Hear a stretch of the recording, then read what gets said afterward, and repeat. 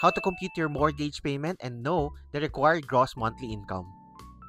First is download Loan Calculator app available in iOS and Android. Now you may enter the loan amount, interest rate, and duration of your loan. For your reference, here's an example of bank interest rate. Pause nyo na lang for your reference.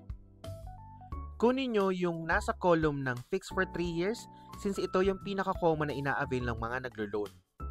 I'll be posting a separate video kung bakit merong fixed for 1 year, 2, 3, and 5 years when it comes to loan interest.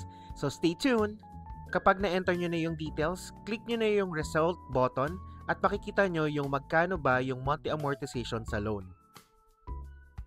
Please take note that these interest rates are not fixed. Nagbabago-bago siya depende sa inflation, status of the economy, and promos ng mga banks.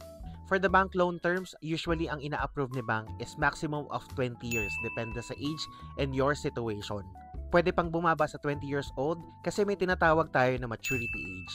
So I'll be posting a separate video explaining the full details of maturity age. Ang haba na ng video na to. Follow for part 2. I'll be explaining how to compute the required gross monthly income. This is Lance, reminding you to always do smart living.